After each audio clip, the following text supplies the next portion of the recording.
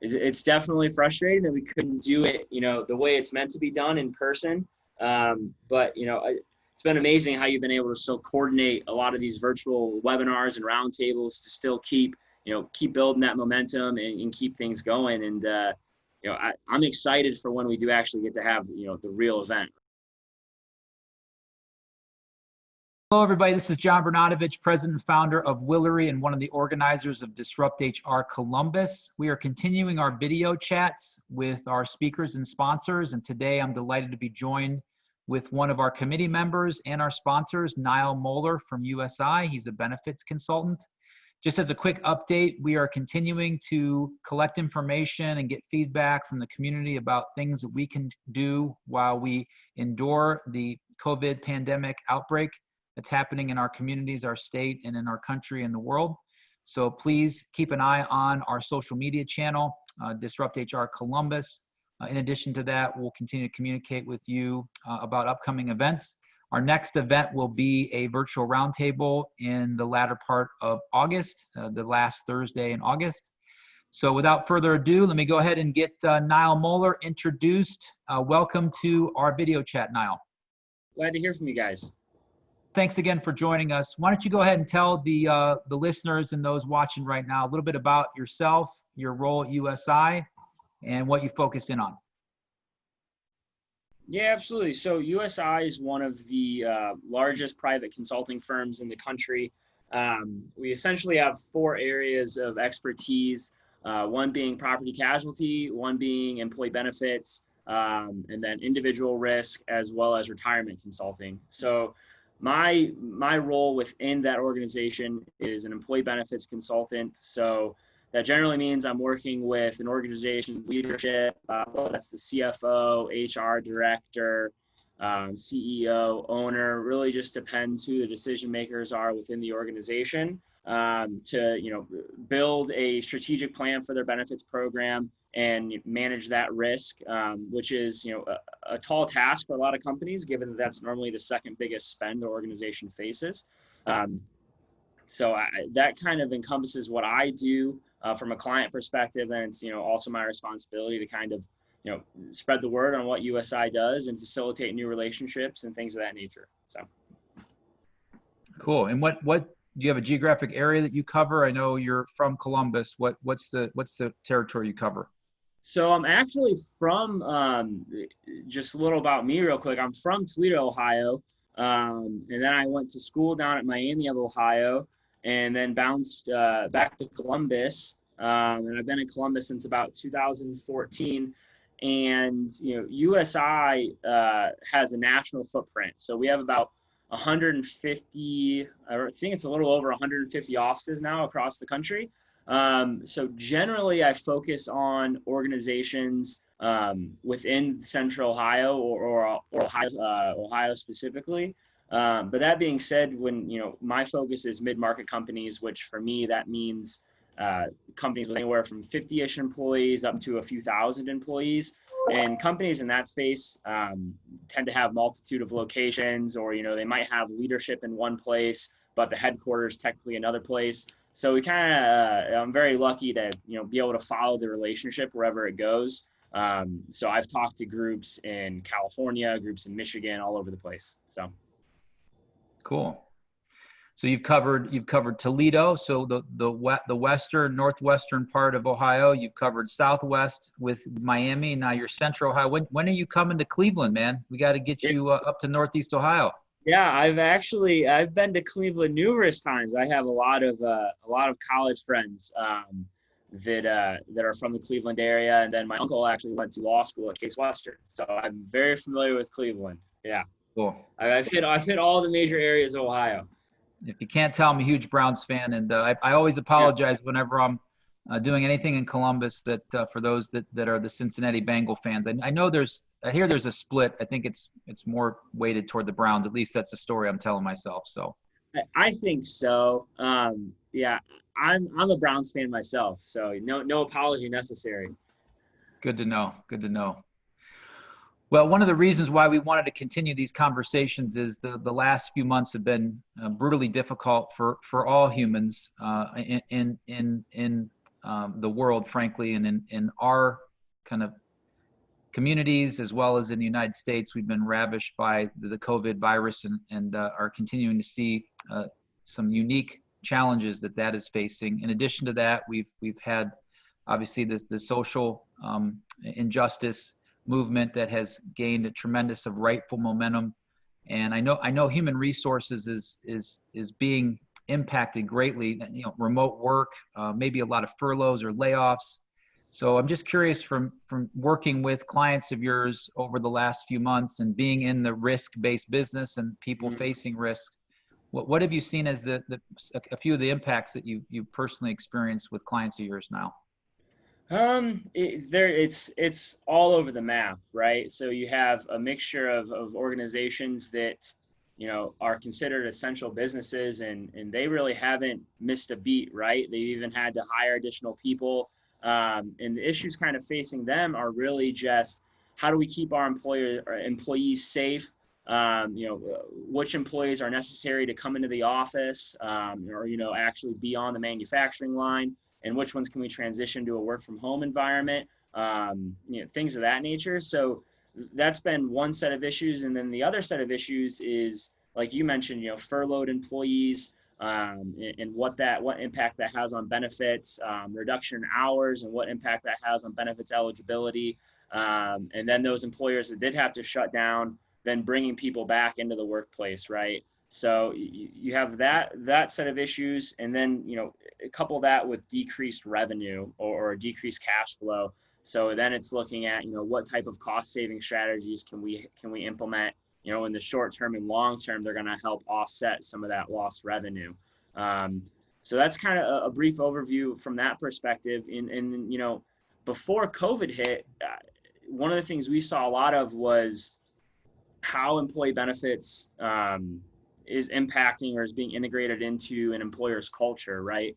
So it was very much focused on employee engagement, employee resource groups, diversity and inclusion, and that, as I think, just, you know, has not gone away. Obviously, it's become back to the forefront in a lot of ways, and it's become even a more, you know, for a lot of companies, it's become, you know, more of a focus than the COVID issue has. I think a lot of employers kind of have a handle on that situation now, and are just trying to you know, monitor that as closely as they can, and transition more into, okay, how, you know, let's take a, you know, a renewed interest or a refocused look at our D&I programs, our employee resource groups, and things of that nature. So.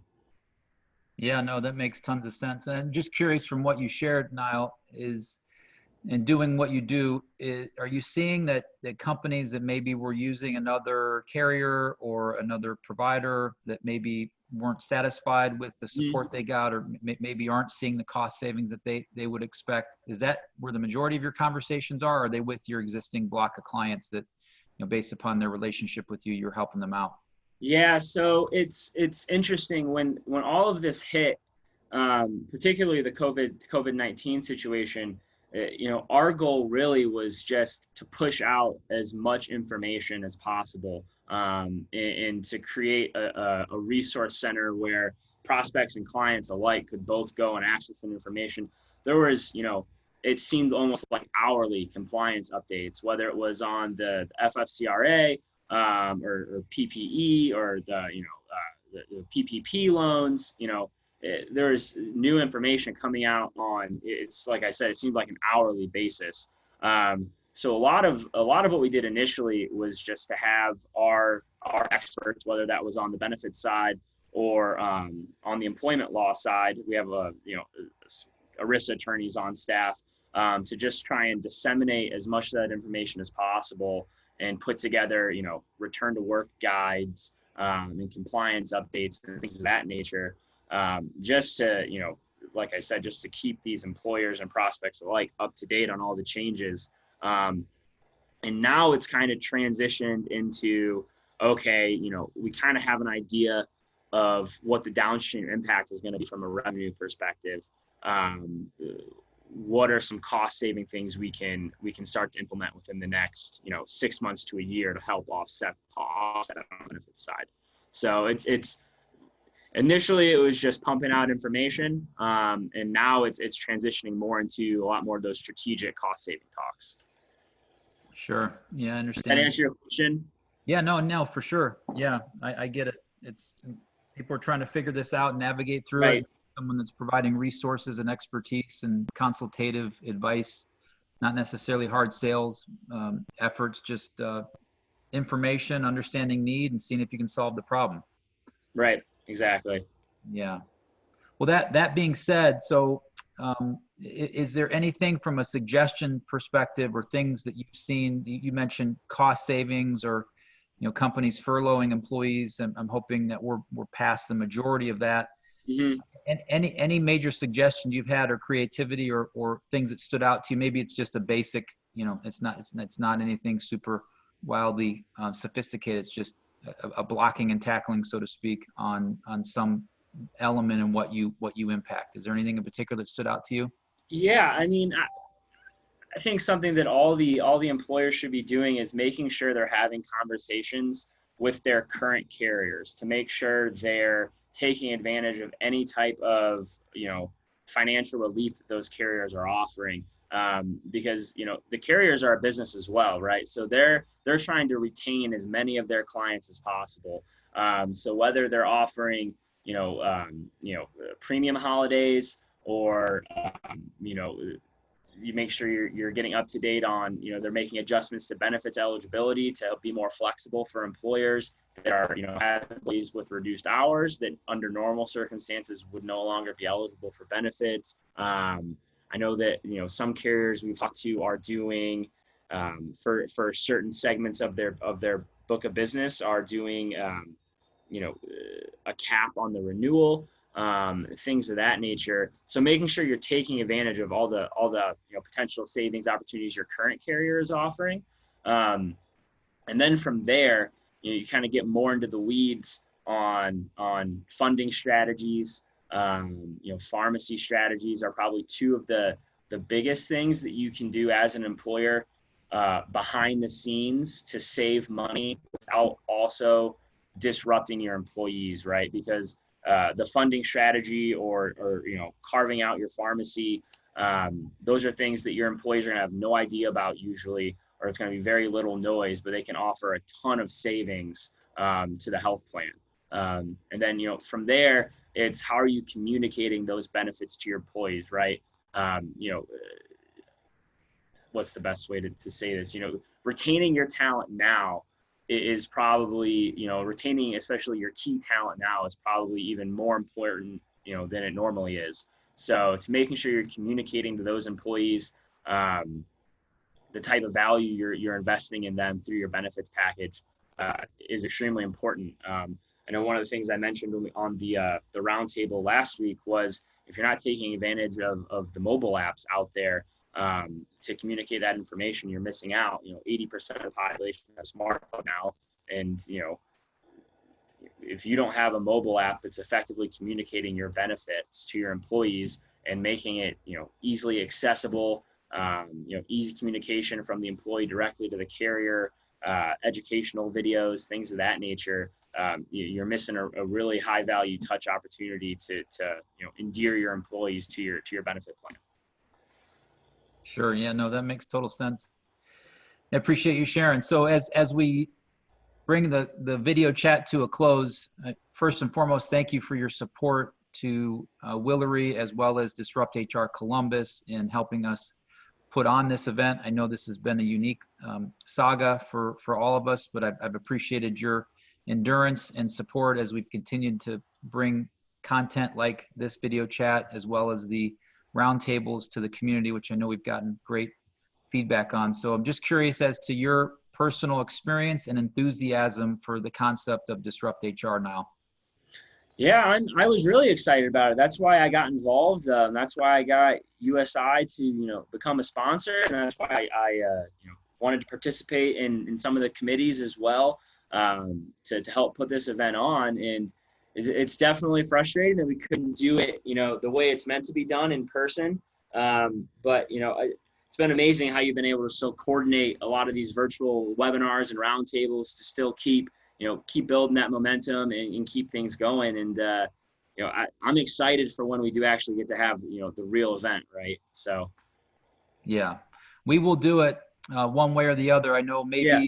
maybe the first one is going to be with an asterisk, I can say, probably because of who knows how soon we'll be able to aggregate a large group of people together and do it in a safe way, which is what Disrupt HR is really all about. The genesis of the event is around the networking and the sharing of ideas, the stage presence and time for the speakers, the enthusiasm that comes out of getting together. But we'll make it work, and we'll do it with class and respect to the speakers and the sponsors. So that being said, Nyle, I really appreciate you joining us today. And for those of you that are out there listening, we will continue to keep you posted through our social media channels, bringing you additional video chats, and also updating you on our upcoming roundtable, which will be in August, the last Thursday of the month, around 4 p.m. So until next time, this is John Bernadovich, one of the organizers for Disrupt HR Columbus, signing off. Thank you, Nyle Mohler, for joining us.